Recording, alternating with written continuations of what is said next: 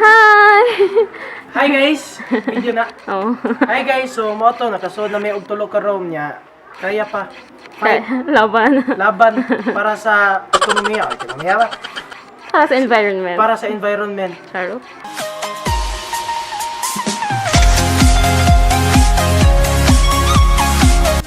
Hi guys, this is B-Boy Bugoy, ang gwapo nga may pagkatisoy.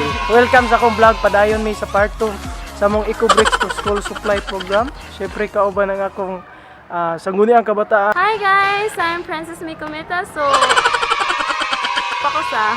Siya ang gwapa Mia. Gwapa nga Mia. Sige mo tato, kininektan mo. Sige, bye-bye.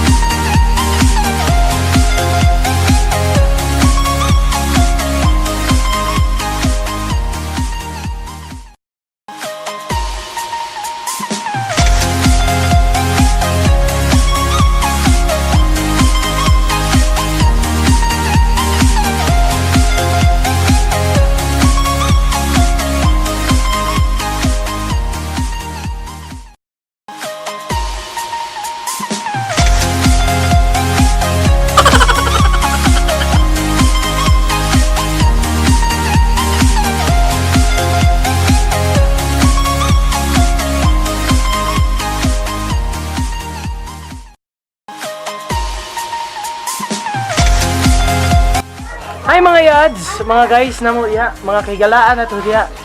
Ika-upat na namo nga ronda. So karon ni so mi sa grade 2, naminaw jud sila mga higala kay muraga daghan jud silang ikasod nga plastic sa ilang silangan. So anyway, padayon gyapon ta sa information dissemination, laban gyapon ta guys. Laban. Tana. Amo sa Oh, nindot kayo. Basta rin yung palibot na. So, dapat, namina mo? Oh, unsa to isod ganyan nani? Oh, so dapat, malimpyo ang atong palibot. Kaya kabantay mo na init na kayo. Pero di ko kaya, ngunit daw ibigay. Masasaktan dahil pangako ko'y walang iwanan. Alam kong huli. Yes, manami! Walang gyapon lagi. Padayon gyapon mis among pagtabi-tabi silang atubangan. Kaya ro mohimo sila Eco Bricks. Sakit na ako dito nila. Kusat. Dawa lagi ko. Magita tanto. Anyway, see you sa Ipakita sa continuation. Bye-bye.